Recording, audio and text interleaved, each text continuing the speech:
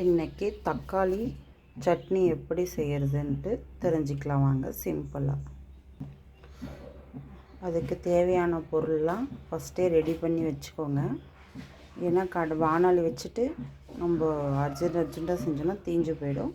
ரெடியாக தட்டில் அது கட் பண்ணி வச்சுக்கோங்க.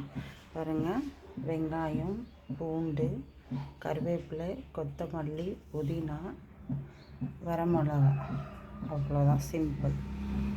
இப்போ வானலியில் எண்ணெய் ஊற்றுறோம்.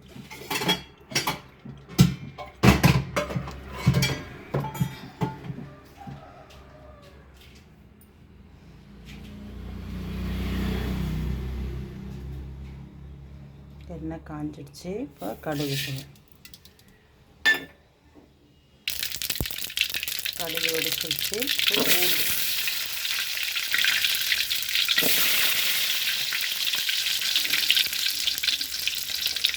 வெங்காயம்,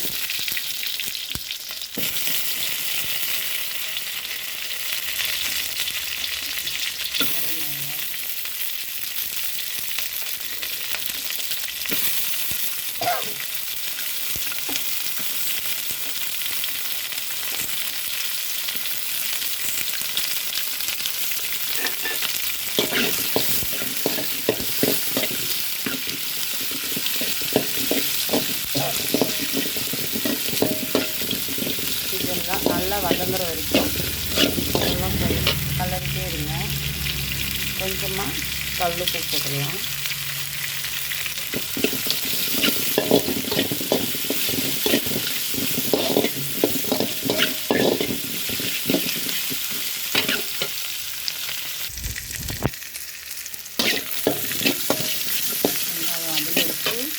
இப்போ நம்ம கருவேப்பிலை, கொத்தமல்லி, புதினா தக்காளி சட்னிக்கு வந்து புதினா கொஞ்சமாக சேர்த்து தராங்க, பயங்கரமாக டேஸ்ட்டு கொடுக்கும். 1 கிலோ தக்காளினா ஒரு கைப்பிடியாக புதினா கொஞ்சமாக வைக்கணும். கலர் சேஞ்ச் ஆகிற அளவுக்கு புதினா போடக்கூடாது. இந்த ஸ்மெல் வர அளவுக்கு மட்டும் புதினா பாருங்கள். நான் இவ்வளோ தக்காளிக்கு கொஞ்சமாக புதினா கட்டி கருவேப்பிலை போடுறேன். நல்லா டேஸ்ட்டு கொடுக்குங்க. செஞ்சு பாருங்கள். இட்லிக்கு பயங்கரமாக இருக்கிறேன். நீங்களே ஆச்சரியப்படுற அளவுக்கு டேஸ்ட்டாக இருக்கும். கண்டிப்பாக புதினா கொஞ்சமாக சேர்த்து பாருங்கள், நல்லாயிருக்கும். புதினா கருவேப்பிலெல்லாம் வதங்கிடுச்சு. நம்ம தக்காளி போட்டுக்கலாம்.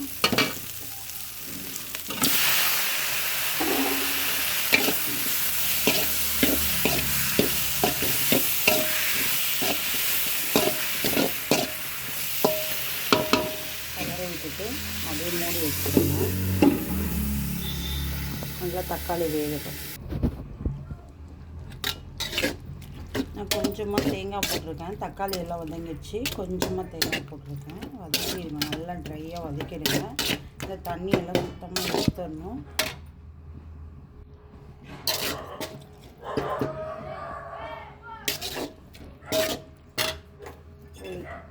புளி அழைச்சி ரெடியாக எடுத்து வச்சுருக்கேன். அதுங்க கொஞ்சமாக புளி, சட்னிக்கு தகுந்த மாதிரி புளி.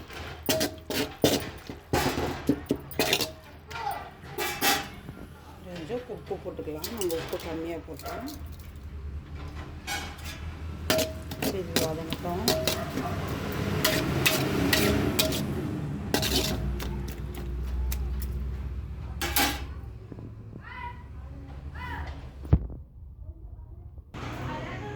பாருங்கள், சுவையான சப்பாத்திக்கு தக்காளி சட்னி, இட்லிக்கு சூப்பராக இருக்கும். ட்ரை பண்ணி பாருங்கள். கமெண்ட் பண்ணுங்கள்.